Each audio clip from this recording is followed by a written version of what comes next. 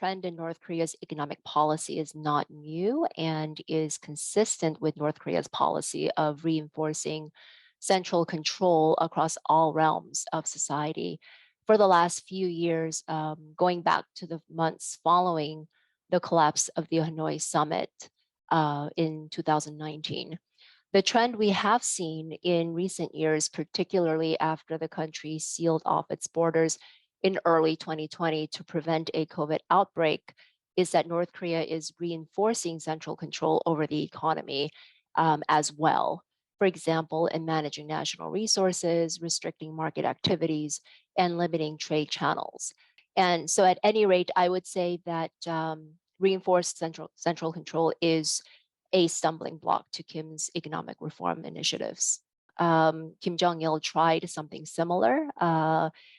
They're called July 1 measures. That's how they're known in some quarters, going back to 2002. And a lot of the reforms that you see Kim Jong-un implementing actually are rooted in what Kim Jong-il tried to do going back to 2002. One of the trends that we have observed in North Korea after the collapse of the Hanoi summit is that North Korea started tightening the noose across all sectors as it started to prepare for a long-term confrontation with the U.S., and that is the term that Kim Jong-un used. And when you're hunkering down for a long period of harsh conditions, you need to have your house in order, right? Get your ducks in a row. And in North Korea's case, ensuring the people's ideological purity, unity, keeping better track of where national resources are going, and making sure that individual economic units are abiding by party economic policies, that they're falling in line with the country's economic policy became all the more important to survive a potentially long, dark tunnel of uncertainties. He came when he took power from Kim Jong-il. The country's economic situation was it was in a bad state, and we need to recall that the country had just come out of or was still trying to deal with the fallout from the failed currency revaluation just shortly before Kim Jong-un ascended to power. So I think for him, improving the people's livelihood, improving the economy had to be a policy priority. I think we need to look at it in terms of how North Korea's messaging has evolved under Kim Jong-un. And I do talk about how North Korea has become more pragmatic under Kim Jong-un. And that is not to praise North Korea or criticize North Korea in any way. It's really just to describe what I have observed over the years. And with Kim Jong-un, you will see that he admits failures. He'll admit that there were errors and that things could have been done better. And that is really what I mean by pragmatic, things becoming a little more transparent under Kim Jong-un. And I think it really speaks also to the evolution of North Korean society. We like to think of North Korea as maybe not changing so much, but I think it does change in its ways. And I think the fact that North Korea has had to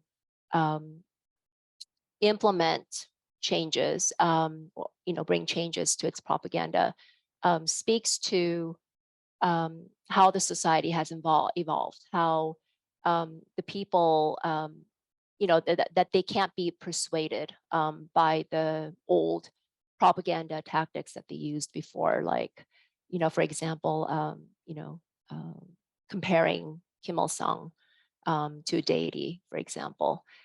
You don't see that as much in North Korean media. And I think you see that with the way North Korea presents information, the speed has improved a great deal. Again, when there needs to be improvement, Kim Jong-un would say that publicly. He has been known to criticize his officials publicly. Again, I think that speaks to pragmatism, increased transparency. And I think that, again, the bottom, at the end of the day, I think it goes back to how North Korea is changing as a society, and the regime sees the need to adjust to those changes. And one of the examples that we're seeing in which the regime is adjusting to those changes is the way the propaganda has evolved with the times. North Korea's alignment with Russia obviously presents great challenges to the US and other countries in the region. And you're right, because North Korea's policy on Russia marks a fundamental shift in the country's 30-year foreign policy of not aligning itself with China or Russia. The implications, I mean, for one, that clearly has implications for the prospects for denuclearization on the Korean Peninsula. And we see that already with the latest speech by Kim Jong-un at the Supreme People's Assembly. And I think North Korea's foreign policy also has implications for non-proliferation. So unfortunately, I don't think that we're going to see North Korea coming back to the negotiating table in the near future, in the foreseeable future. The two sides can attempt to find a middle ground only when North Korea returns to the talks table. But that will not happen until Kim Jong-un has made good enough progress on the 5-year defense development plan that he outlined during the 8th Party Congress. And now is a golden opportunity for him to make progress on those fronts, using the rift between the US and Russia and the US and China. And because obviously Russia and China being two of the 5 UN Security Council members, and given the fact that Russia and China have vocally voiced criticism or skepticism, rather, of imposing further sanctions on North Korea, Kim Jong-un now feels emboldened to go ahead with further testing of missiles, further nuclear testing.